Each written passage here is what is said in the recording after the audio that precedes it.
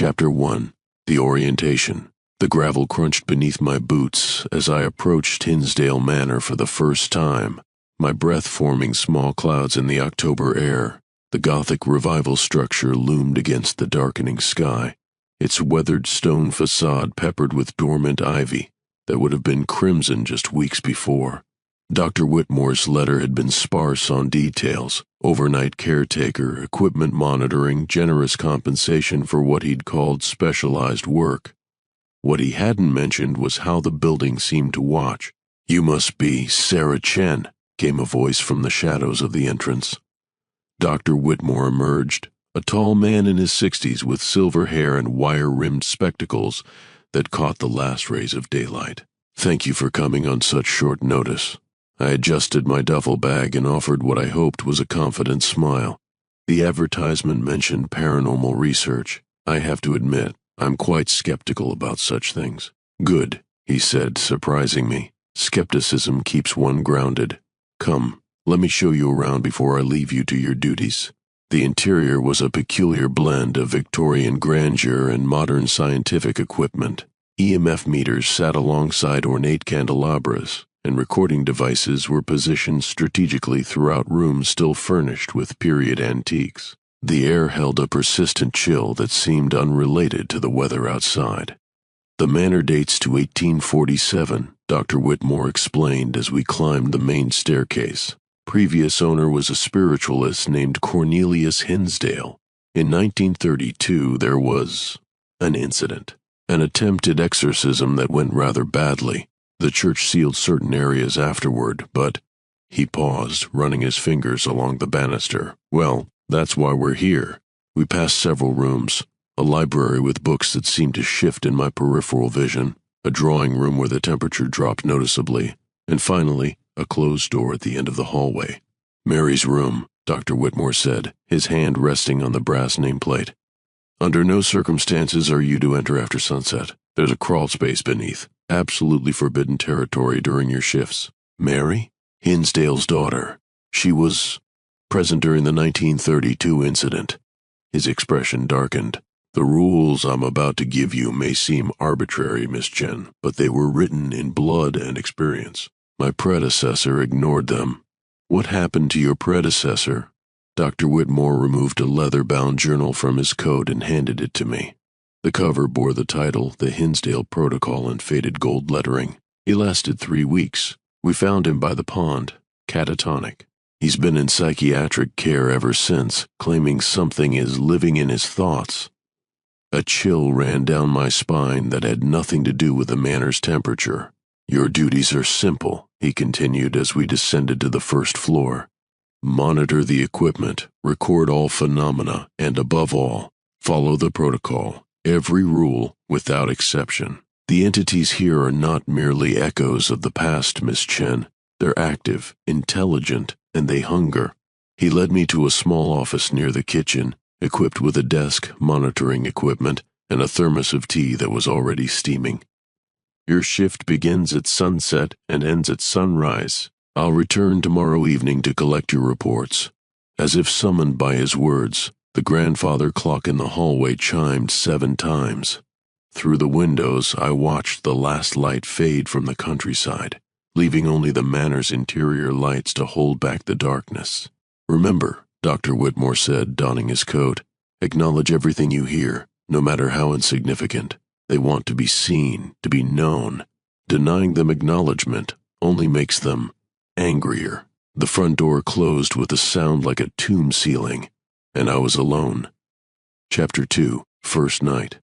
I opened the protocol journal with hands that trembled only slightly. Inside, written in multiple handwritings, some hurried, others painstakingly careful, were the rules. Hinsdale Protocol. Evening shift procedures. Antoine. Never ignore or fail to verbally acknowledge creaking noises with the phrase, "You are seen, you are known." Jet Puna 2. Do not enter Mary's room after dusk, especially the crawl space below it. When the buzzing of flies or clucking of chickens is heard, remain absolutely still and silent until it ceases. If the bug-eyed woman appears, do not look directly at her. Instead, Close your eyes and whisper, I see only shadows. Scene 5. Always record all phenomena but never touch or attempt to communicate physically with the entities. 6.6.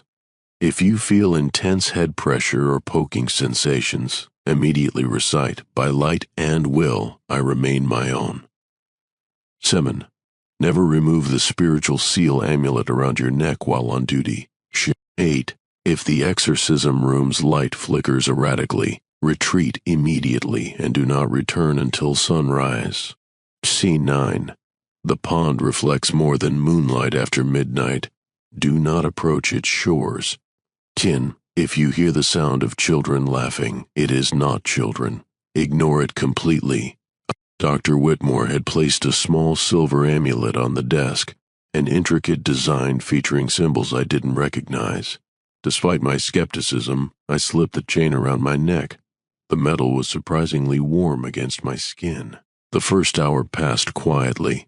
I familiarized myself with the equipment, tape recorders positioned throughout the house, EMF meters that occasionally chirped with readings, and a spirit box that Dr. Whitmore had warned me was particularly active but should only be used in emergencies. At 8:23 p.m., I heard my first creak. It came from directly above me, a long, deliberate groan of old floorboards that seemed far too purposeful to be mere settling. My heart rate quickened, but I remembered the rule. You are seen. You are known, I said aloud, my voice echoing in the small office. The creaking stopped immediately. I made my first log entry, 8:23 p.m., creaking from second floor, acknowledged per protocol. Cessation immediate. By 10 o'clock, I'd acknowledged 17 separate incidents of creaking, each one earning an immediate silence upon my recitation. The pattern was becoming clear. Whatever was up there was testing me, probing to see if I would follow the rules. At 10:47 p.m., I heard the flies. The buzzing started low, almost subliminal, like a fluorescent light on the verge of failure, but it grew, multiplying until it seemed as if thousands of insects were swarming just outside my range of vision. My skin crawled with the phantom sensation of tiny legs, and I fought the urge to swat at my arms. Rule 3A, I thought, forcing myself to sit perfectly still. The buzzing intensified, joined by what sounded impossibly like chickens clucking, but not the contented sounds of a farmyard. These were distressed, panicked noises, as if the birds were in mortal terror. The sounds seemed to circle my office, growing closer with each pass. I closed my eyes and gripped the arms of my chair, every muscle tense with the effort of remaining motionless. The spiritual amulet grew warm against my chest, almost hot, and for a moment I could swear I smelled smoke and sulfur. Then, as abruptly as it had begun, the buzzing stopped. The silence that followed was profound, almost oppressive. I realized I'd been holding my breath and exhaled slowly, my hands shaking as I reached for the logbook. Auditory 7:1252 p.m. Auditory phenomena, flies and distressed poultry. Remained motionless per protocol.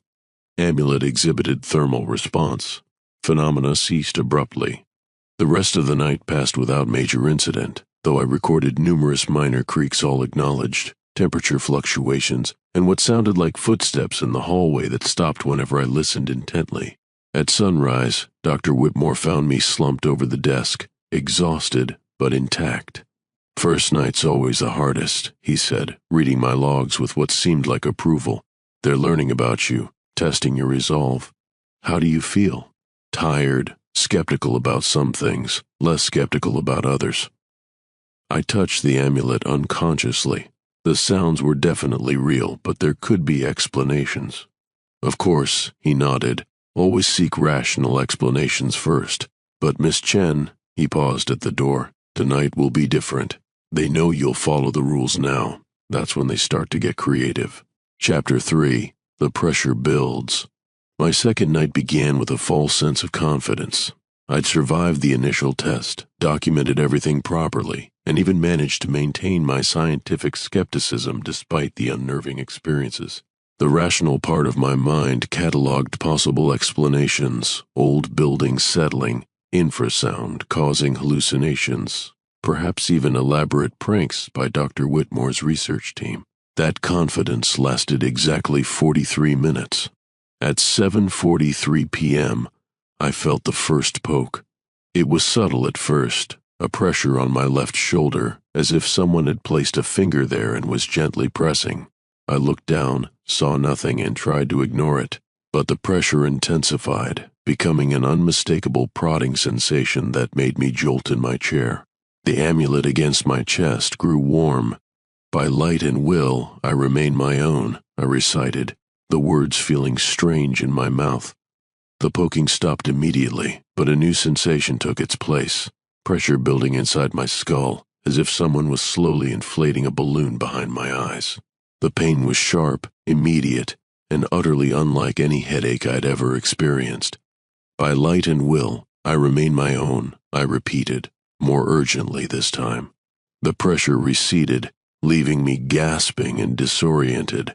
I fumbled for the logbook with trembling hands. 7:43 p.m. Physical contact, prodding sensation, left shoulder. Head pressure followed. Protective incantation effective both times.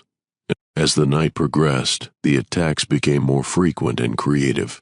Invisible fingers would tap along my arms, the back of my neck, even my face. The head pressure would surge without warning, sometimes accompanied by a sound like rushing water that seemed to come from inside my own ears. Each time the incantation provided relief, but I began to notice that the effectiveness seemed to diminish with repetition. The first recitation would stop the phenomena immediately. By the 20th, it took several attempts. At 11:30 p.m., I heard the first child's laughter. It drifted down from the second floor, bright, innocent giggles that would have been delightful in any other context. But here, in the darkness of Hinsdale Manor, the sound made my blood freeze. The laughter grew closer, as if children were running down the hallway above, their bare feet pattering on the wooden floors. Enroll 10%, I reminded myself. N is not children. Ignore it completely. I buried my head in the logbook, forcing myself to write detailed observations about the evening's earlier phenomena. The laughter grew louder, more insistent, and I could swear I heard whispered calls of "come play with us" mixed in with the giggles. My hand cramped from gripping the pen so tightly, but I continued writing, page after page of meticulous notes, until the laughter finally faded into silence. The real test came at 2:17 a.m. I was reviewing the EMF readings when I noticed something wrong with the tape recorder positioned in the library. The counter was spinning wildly, as if the tape was being pulled through at high speed, but no sound was coming from the speakers. I grabbed my flashlight and headed upstairs to investigate. The library was exactly as I'd seen it during the day tour, except for one detail. Every book on the shelves had been pulled forward exactly 1 inch, creating a uniform gap behind each volume. The sight was so precisely wrong that it made my stomach lurch with inexplicable dread. I was reaching for the malfunctioning recorder when I heard Mary's door creak open behind me. The sound was like a whisper and a scream combined, and it froze me in place. I didn't turn around, couldn't turn around, but I felt a presence emerge from the room, something that moved with the weight and purpose of a living person, but made no sound as it approached. The temperature in the hallway dropped 20 degrees in as many seconds. My flashlight beam began to flicker, casting dancing shadows that seemed to move independently of the light source. The presence grew closer, and I could smell something like old roses mixed with decay, a cloying sweetness that made my gorge rise. Don't turn around," I told myself. Don't look. Just get back to the office."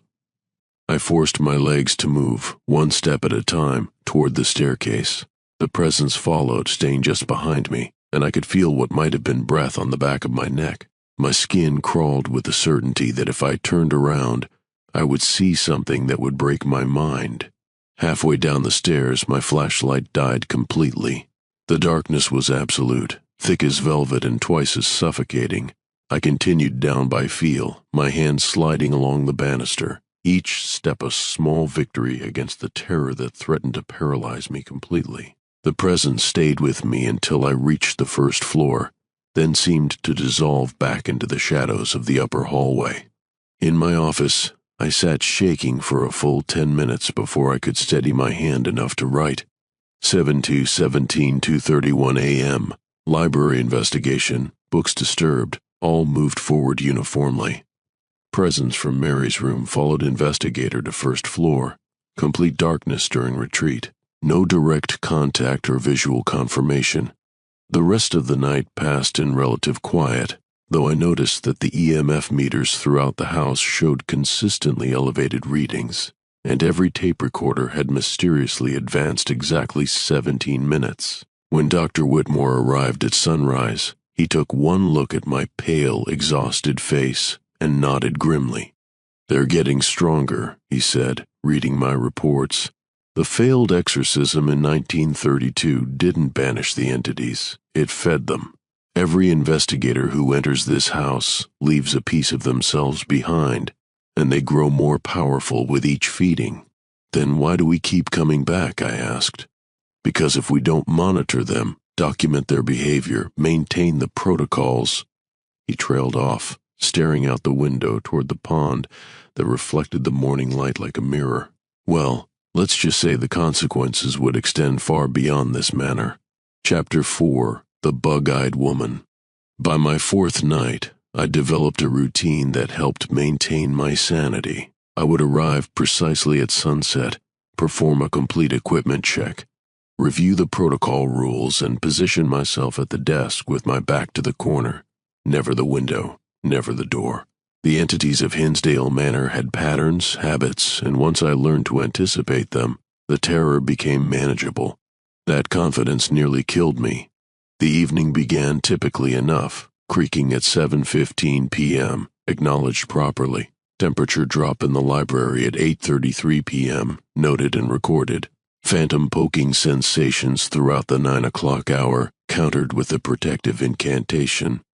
By 10 p.m. I was feeling almost comfortable with the routine. I should have remembered what Dr. Whitmore said about them getting creative. At 10:22 p.m., I made the mistake of glancing out the window. She was standing at the edge of the pond, perfectly motionless in the moonlight. At first glance, she appeared to be a woman in a white nightgown, perhaps someone from the nearby village who had wandered onto the property. But something about her posture, too rigid, too perfectly upright, made me look closer. Her eyes were the size of dinner plates.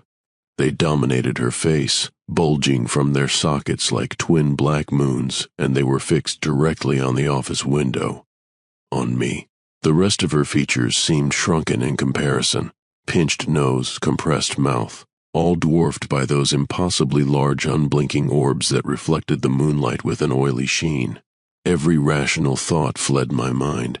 I stared back, trapped in the gaze of something that shouldn't exist, couldn't exist, but was undeniably there. The bug-eyed woman, I knew instinctively that this was what the protocol referred to, began to smile. Her tiny mouth stretched impossibly wide, revealing teeth like broken glass. She took a step toward the manor. The movement broke my paralysis, and I snapped my eyes shut, the protocol rule echoing in my panicked mind. "I see only shadows," I whispered. "I see only shadows. I see only shadows." But even with my eyes closed, I could see her. The image was burned into my retinas, or perhaps projected directly into my brain. Those enormous eyes, that terrible smile, the way she moved with the jerky persistence of a broken marionette. I heard her footsteps on the gravel outside, each one deliberate and measured. Crunch, crunch, crunch. She was approaching the front door, and with each step, the temperature in my office dropped another degree. My breath came in visible puffs, and frost began to form on the window glass. The footsteps stopped directly outside the office window. I kept my eyes squeezed shut, repeating the phrase like a mantra, but I could feel her presence, a weight of malevolent attention that pressed against my consciousness like a physical force. The amulet around my neck grew so hot it nearly burned my skin. Then I heard her voice. "Sarah," she said, and it was my mother's voice. warm and loving and exactly as I remembered it from before the cancer took her. "Sarah, honey, open your eyes. I've missed you so much." My eyes flew open before I could stop them. She was pressed against the window, her face filling the entire frame.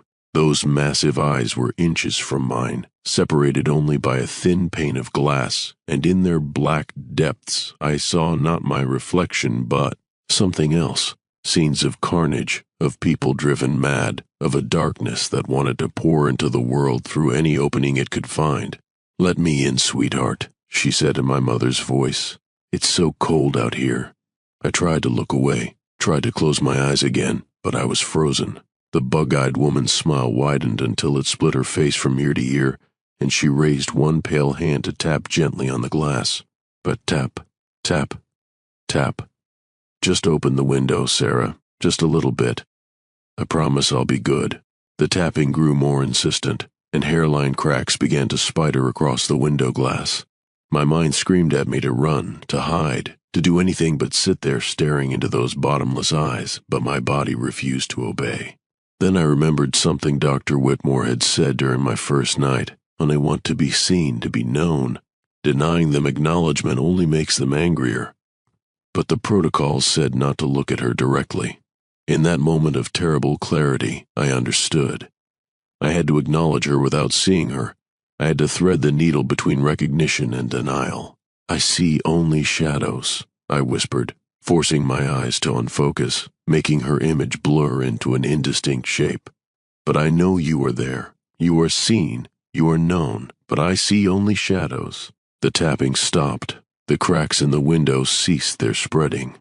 "Clever girl," she said, no longer using my mother's voice.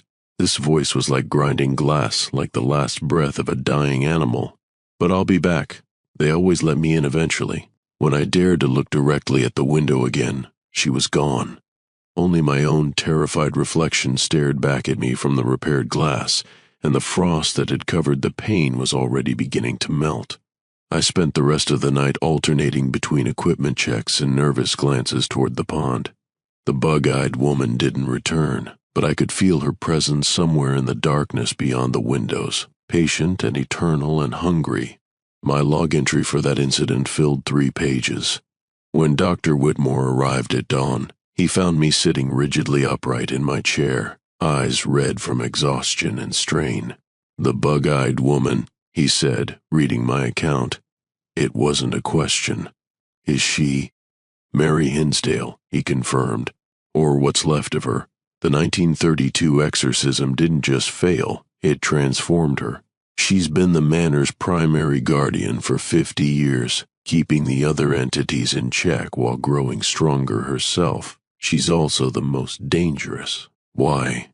Dr. Whitmore removed his glasses and cleaned them with shaking hands.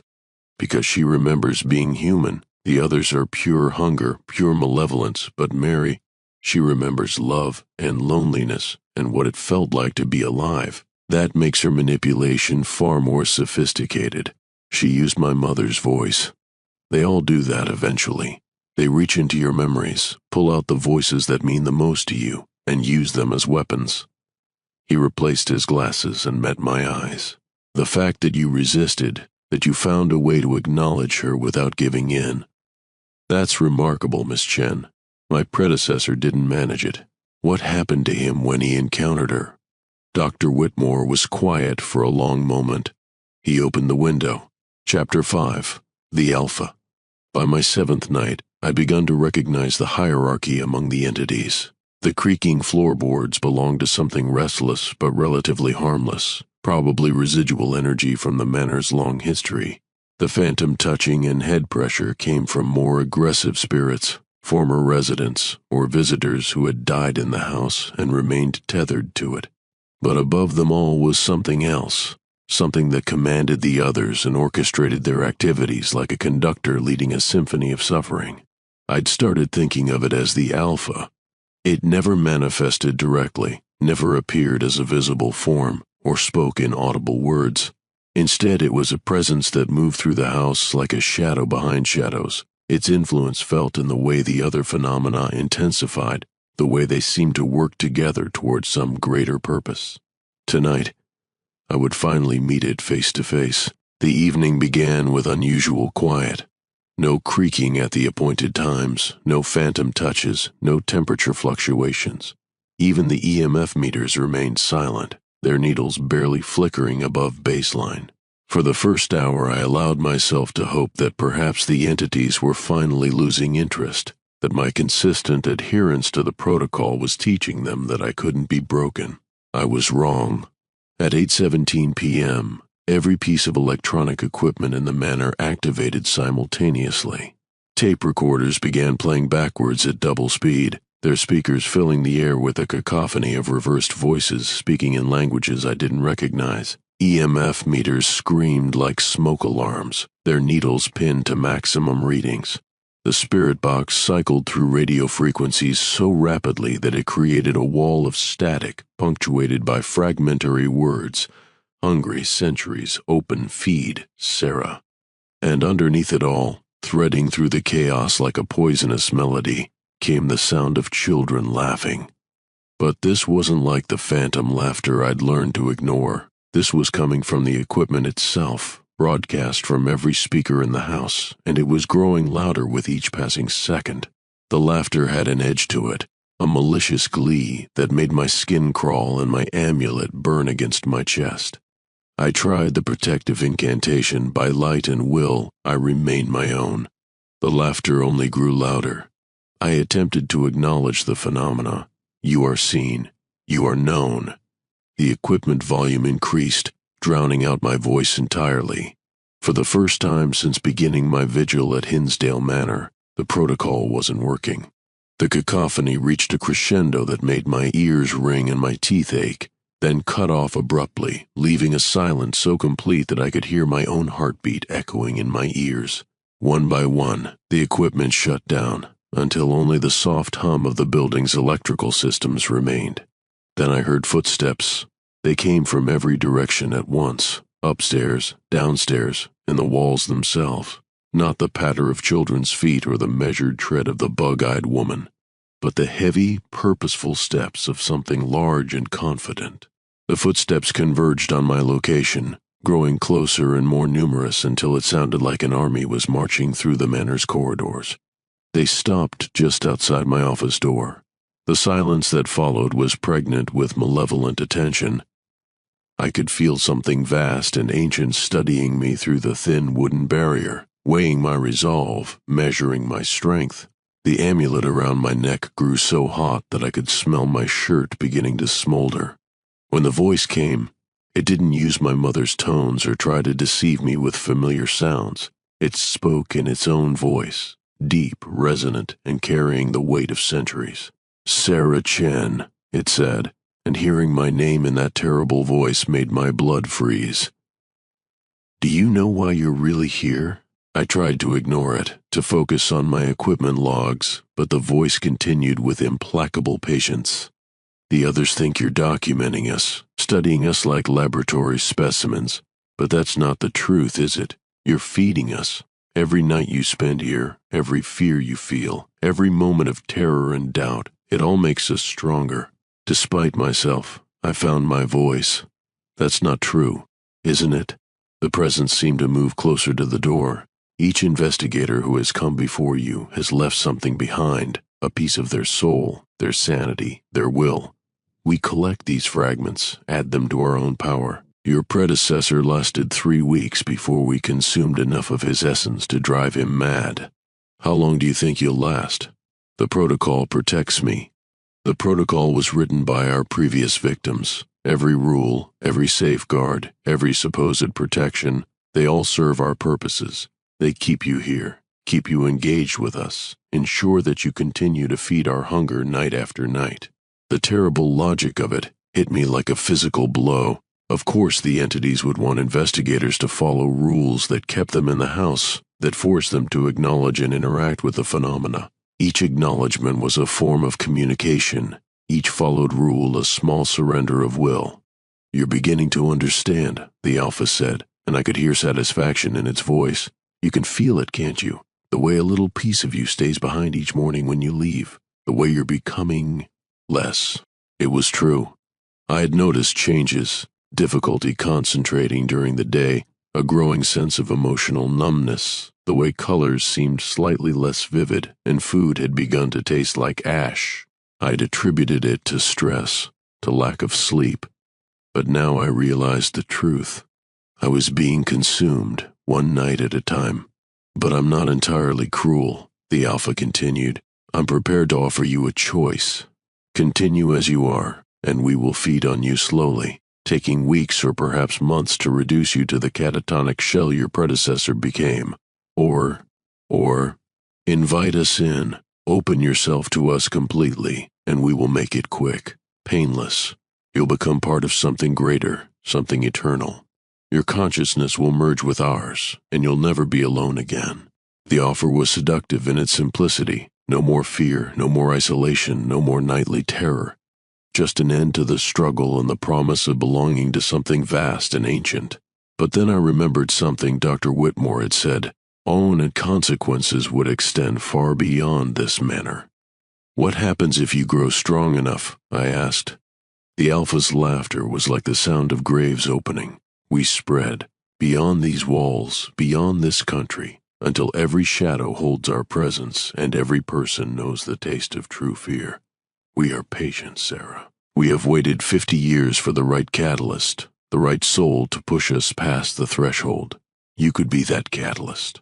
And if I refuse, then you die slowly, fighting a battle you cannot win, protecting a world that will never know your sacrifice. Either way, we win. The only question is how much you'll suffer first. I sat in the darkness of my office, feeling the weight of the choice pressing down on me like a physical force.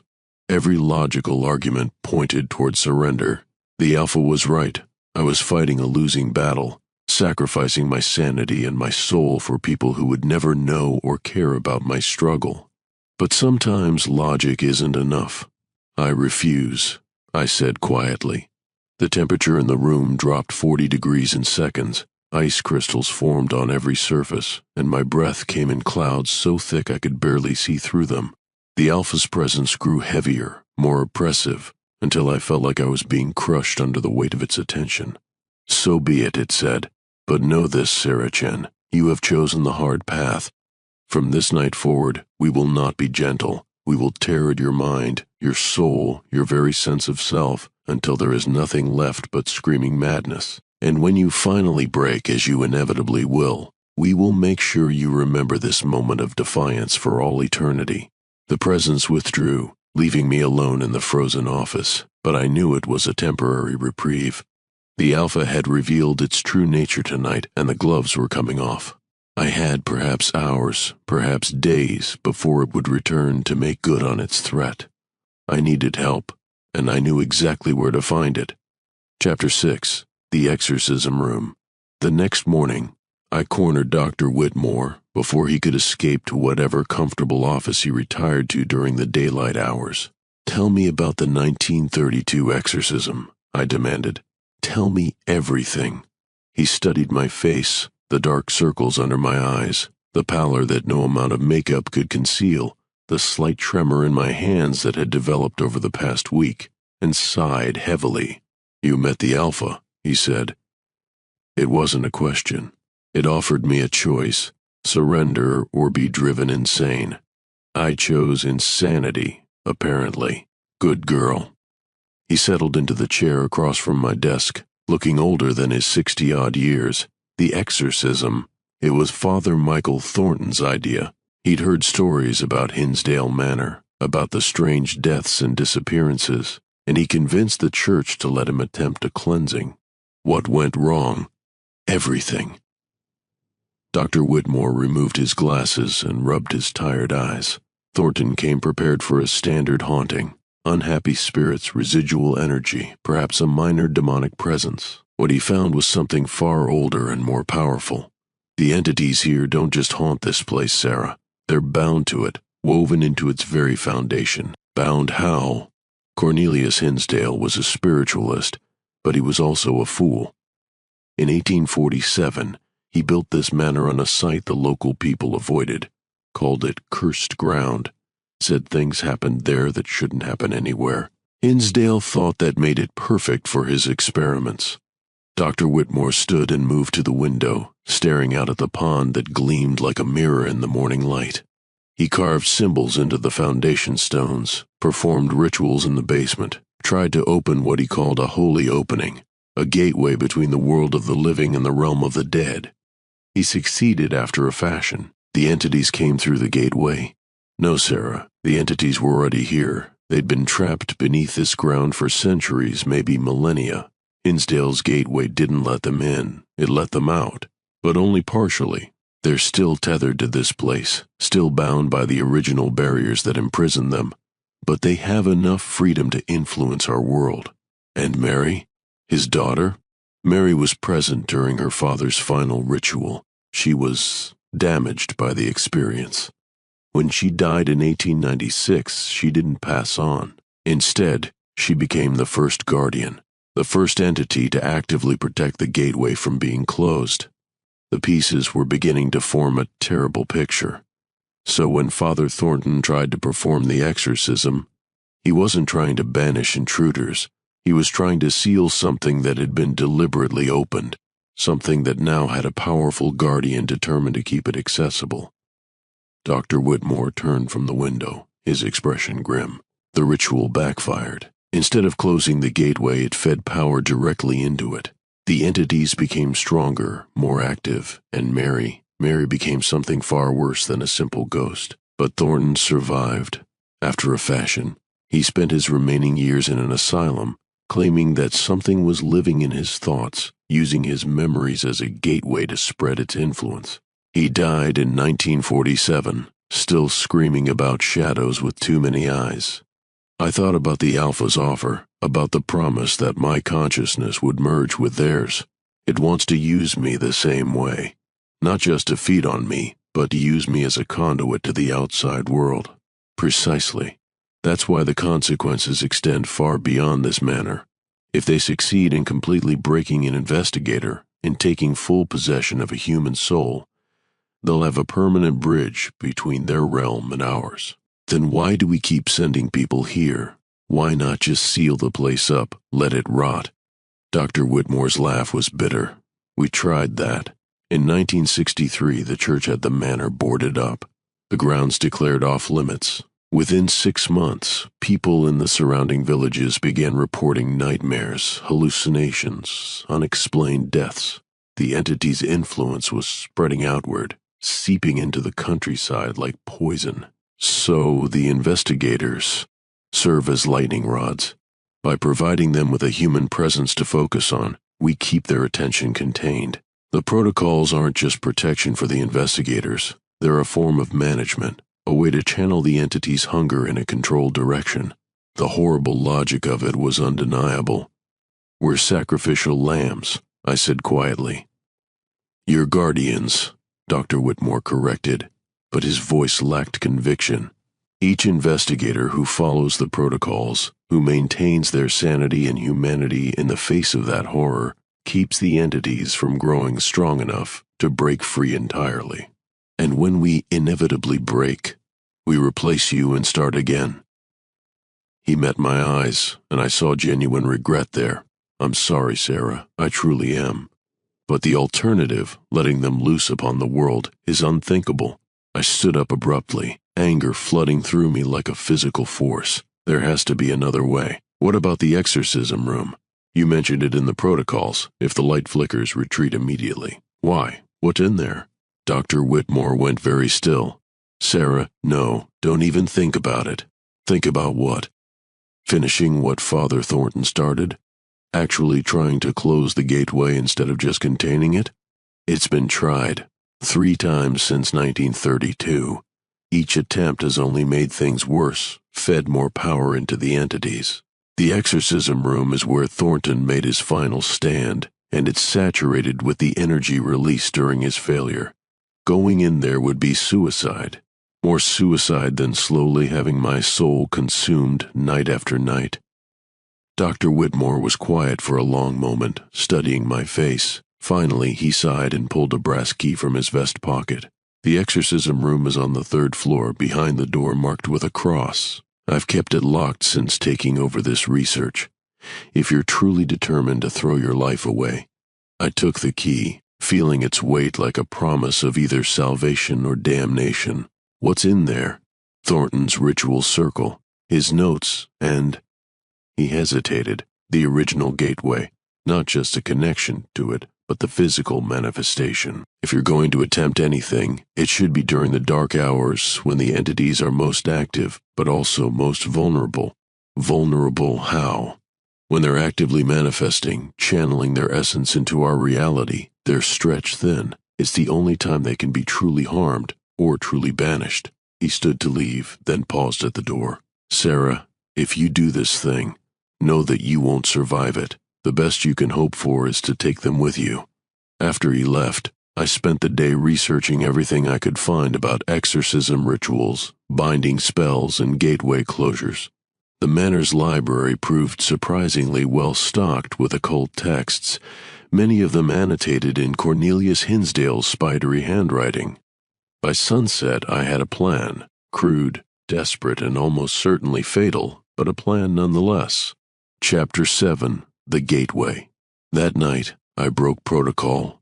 Instead of taking my position in the office, I made my way directly to the third floor, brass key clutched in my sweating palm. The entities seemed to sense something different about my behavior. The familiar creaking came earlier and more urgently, the temperature drops were more severe, and I could feel the weight of their attention pressing against my consciousness like a physical force. The door marked with a cross stood at the end of a corridor I'd never explored, its dark wood carved with symbols that hurt to look at directly. When I inserted the key, it turned with surprising ease, as if the lock had been waiting for someone to open it. The exorcism room beyond was larger than I'd expected, circular in shape with a domed ceiling that disappeared into shadows. Candle stubs and melted wax covered every surface, and the air was thick with the lingering smell of incense and something else, something like burned flesh and sulfur. In the center of the room, carved directly into the wooden floor, was a ritual circle perhaps 10 feet in diameter. The symbols that formed its perimeter were unlike anything in the texts I'd studied, older, more primitive, as if they predated human language itself. And in the very center of the circle, barely visible in the candlelight, was a hole, the gateway. It was perhaps 2 feet across, perfectly round, and so dark that it seemed to absorb light rather than merely lacking it. Looking into it was like staring into the space between stars, and I had the unsettling impression that something was staring back. Scattered around the circle were Father Thornton's belongings, a leather satchel containing ritual implements, notebooks filled with increasingly frantic handwriting, and a small wooden cross that had been snapped in half. I gathered the notebooks and began to read by flashlight, trying to understand what had gone wrong during the original exorcism.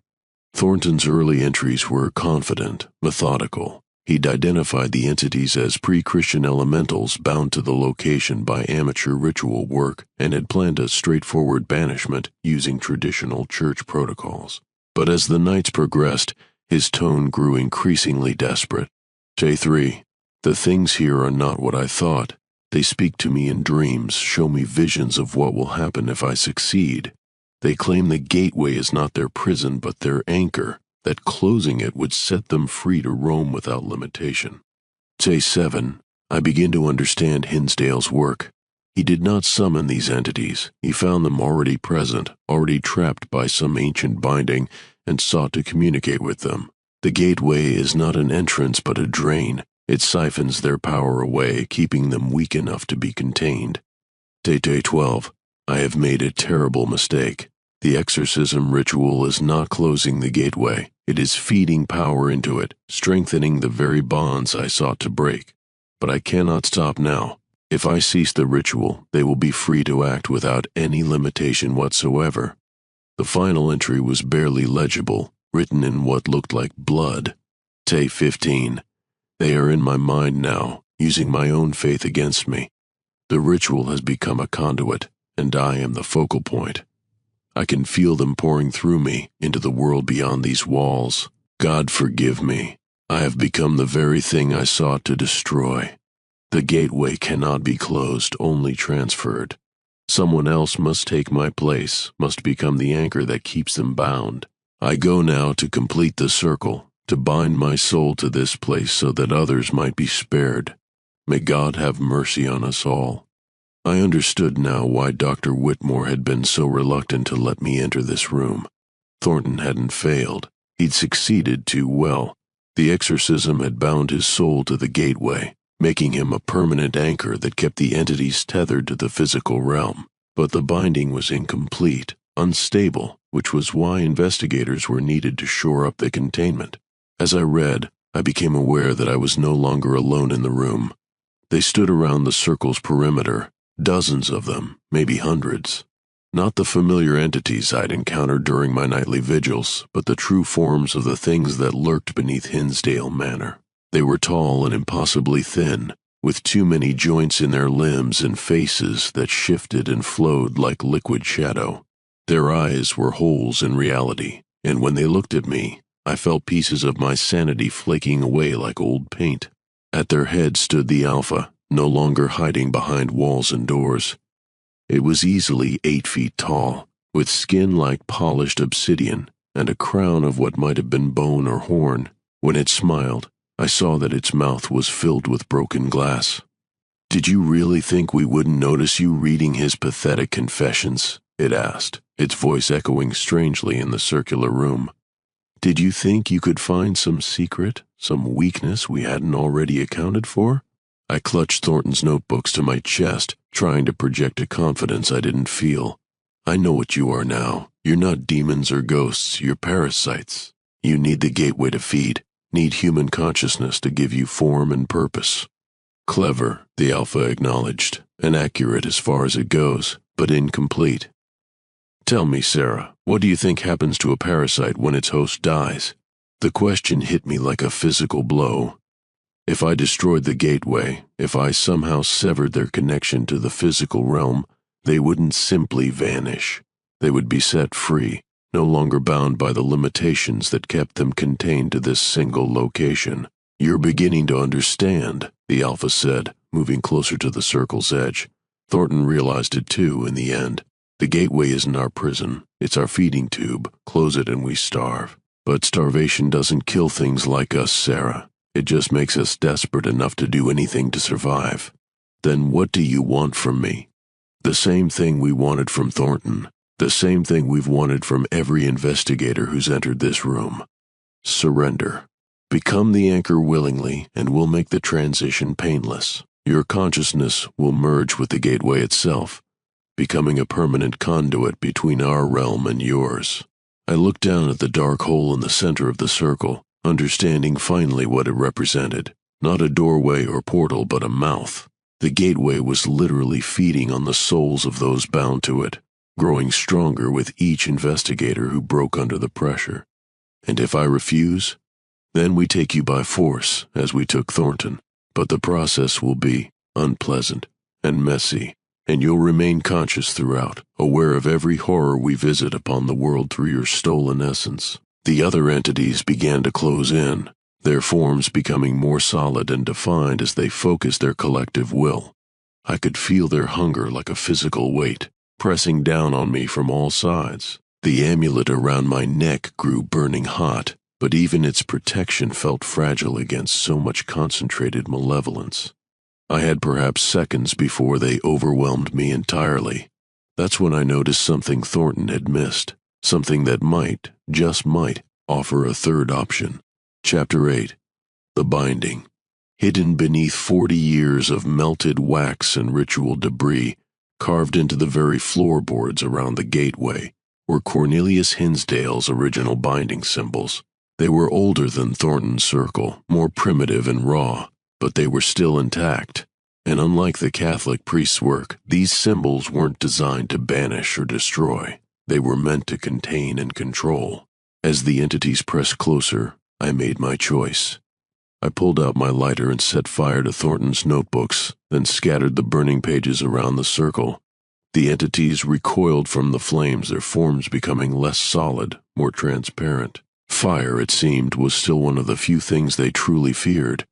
"Sarah, what are you doing?" the Alpha demanded, its voice losing some of its commanding resonance. Instead of answering, I began scraping away the accumulated wax and debris from Hinsdale's original symbols, using a broken piece of Thornton's cross as a crude tool. The entity surged forward, but the burning paper created a barrier they seemed unable or unwilling to cross. As each symbol was revealed, I felt the atmosphere in the room change. The gateway's pull grew stronger, more focused, and the entities began to look genuinely alarmed for the first time since I'd encountered them. "You don't understand what you're doing," the Alpha said, its form flickering like a candle in the wind. "Those symbols aren't protection, they're a leash. Hinsdale used them to bind us to his will, to make us his servants. If you complete the pattern, I become your master instead of your victim," I finished, understanding flooding through me like cold water. That had been Hinsdale's true purpose, the reason he'd built the manor on cursed ground and opened the gateway in the first place. He hadn't wanted to banish the entities. He'd wanted to control them, to harness their power for his own purposes. The binding symbols weren't meant to keep them contained, but to keep them obedient. I scraped away more wax, revealing symbol after symbol in an unbroken chain around the gateway's perimeter. With each one, the entities grew more transparent, more desperate. They were being pulled back toward the gateway, their independence being stripped away by the power of the original binding. "Don't do this, Sarah," the Alpha pleaded, and for the first time it sounded genuinely afraid. "You think you'll control us, but the binding works both ways. Use us, and we'll use you. Command us, and we'll corrupt every order you give. You'll become as much a monster as we are." "Maybe," I admitted, revealing the final symbol. "But at least I'll be a monster with a choice." The moment the last symbol was clear, the effect was immediate and dramatic. Every entity in the room was yanked toward the gateway as if pulled by invisible chains, their forms stretching and distorting as they were drawn back into the darkness. They fought against the pull, clawing at the air, at the walls, at reality itself, but the binding was absolute. One by one, they disappeared into the gateway's hungry mouth, until only the Alpha remained. It stood at the very edge of the circle, its obsidian form wavering like heat shimmer, its crown of bone cracking under the strain of resisting the pull. "This isn't over," it snarled, its voice growing fainter as the binding drew it inexorably toward the gateway. "The symbols require a human anchor, someone to channel the binding's power. Without that anchor, we'll be free again within days." I knew what it meant. Someone had to take Hinsdale's place, had to become the focal point for the binding spell. Someone had to feed their own life force into the symbols to keep them active and the entities contained. "I know," I said quietly. The Alpha's eyes widened with something that might have been respect. "You planned this. From the moment you entered this room, you knew it would end this way." I suspected. Thornton's notes made it clear that someone had to maintain the binding, and Hinsdale's original symbols suggested a more permanent solution than the church's containment protocols. "You'll die, Sarah, slowly, over months or years as the binding drains your life away, and in the end you'll be just as trapped as we are." "But I'll be trapped with a purpose," I replied, placing my hand on the nearest binding symbol. "And that makes all the difference." The symbol flared to life beneath my palm, burning with a cold white light that seemed to come from another world entirely. I felt the binding's power flow into me, through me, connecting me to every symbol in the circle and to the gateway itself. It was like being struck by lightning and drowning in ice water simultaneously. Agony and ecstasy, destruction and creation, all rolled into one overwhelming sensation. The Alpha gave a final furious shriek as the binding yanked it into the gateway, its form stretching into impossibly thin tendrils before disappearing entirely into the darkness. The gateway itself pulsed once, twice, then began to contract, growing smaller and dimmer as the binding reasserted control over it. When the light faded, I was alone in the exorcism room, kneeling beside a circle of symbols that now glowed with gentle, steady illumination. The gateway had shrunk to perhaps 6 inches across, no longer a hungry void, but simply a window, manageable, controlled, bound by my will, and sustained by my life force. I could feel the entities on the other side, pressing against the barriers I'd erected, but they were powerless now, contained. The Alpha's threats and the lesser spirit's hunger were reduced to whispers that I could ignore or acknowledge as I chose. But I could also feel the cost. With each passing moment, a little more of my life drained away to feed the binding. I had perhaps a year, maybe 2, before the process killed me. And when I died, someone else would need to take my place, or the entities would be free once more. Chapter 9, The New Protocol. I was still kneeling by the gateway when Dr. Whitmore found me 3 hours later, drawn by the commotion and the sudden cessation of all paranormal activity throughout the manor. "My God," he breathed, taking in the revealed symbols, the contracted gateway, the peaceful silence that had settled over the room. "You actually did it. You bound them." "For now," I said, my voice already hoarser than it had been. "But the binding requires maintenance. It needs someone to channel power into it, to serve as an anchor between their realm and ours. Someone like you. Someone like me." I struggled to my feet, feeling decades older than I had that morning. "The question is, what happens when I'm gone? How do we ensure there's always someone ready to take my place?" Dr. Whitmore helped me down to the first floor, his mind already working on the problem. "We'll need to revise the protocol entirely. Instead of containment and management, we'll focus on preparation and succession. Train investigators not just to survive encounters with the entities, but to understand the binding, to be ready to step into your role when the time comes." "A line of succession," I agreed. "Each anchor training their replacement, ensuring the knowledge and the responsibility never dies with them." We spent the rest of the night, and most of the next day, working out the details. The new Hinsdale protocol would be far more extensive than the simple survival rules I'd been given. Future investigators would learn the history of the manor, the nature of the entities, the mechanics of the binding spell. They would spend their shifts not just monitoring equipment, but studying ancient texts, practicing ritual techniques, preparing themselves for the ultimate sacrifice.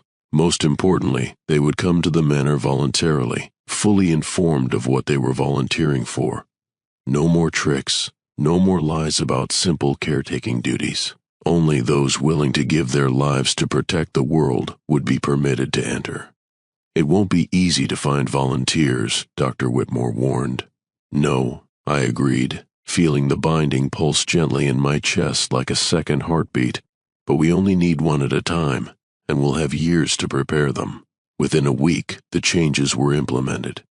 The church authorities, initially skeptical of our reports, became believers when they visited the manor and found it genuinely peaceful for the first time in 50 years. The old containment protocols were archived, replaced by a comprehensive training program that would prepare each new investigator for their eventual role as anchor. Epilogue. The vigil continues. I lasted 18 months. The binding sustained me longer than I'd expected, perhaps because I'd accepted my fate willingly rather than having it forced upon me. I used the time well, training 3 potential successors and documenting everything I'd learned about the entities, the gateway, and the binding spell. When the end came, it was peaceful. I felt the last of my life force flow into the symbols, saw them flare one final time, and then I was still there, not alive exactly, but not gone either. The binding had changed me, made me part of the gateway itself, a permanent guardian standing watch between the entities and the world they hungered to consume. I could see them on the other side, pressing against the barriers, waiting with infinite patience for any sign of weakness. But I could also see my successor, a young man named David who had trained for 2 years before taking my place. He knelt by the gateway as I once had, his hand on the binding symbols, his life force flowing into the spell that kept the entities contained. He couldn't see me, couldn't hear me, but he didn't need to. He had his training, his knowledge, and his own unwavering determination to protect a world that would never know his name. And when his time came, there would be another to take his place, and another after that. The vigil would continue, one life at a time, one willing sacrifice after another, until perhaps someday someone found a way to close the gateway permanently. Until then, we would stand guard. The entities pressed against their prison, whispering promises and threats, but we stood firm. They had been bound once by an amateur dabbler in the occult, contained by a failed exorcism, and finally mastered by a skeptical investigator who found her purpose in the darkest of places. The Hinsdale Protocol had evolved from simple survival rules into something far greater, a sacred trust passed from guardian to guardian, each one sworn to hold the line against the darkness that sought to devour the world. And in the depths of Hinsdale Manor, by the light of binding symbols that pulsed with the life force of heroes whose names would never be spoken, the vigil continued. The gateway was small now, manageable, controlled, but it was still there, still hungry, still waiting. And so were we. End. Minted author's note. Then the Hinsdale Protocol draws inspiration from classic English ghost stories while incorporating modern paranormal investigation elements. The setting of 1980 allows for period-appropriate equipment, tape recorders, basic EMF meters while avoiding the complications of modern digital technology. The story explores themes of sacrifice, duty, and the price of protecting others from unknowable horrors, while maintaining the atmospheric dread and psychological tension that define the best supernatural horror fiction.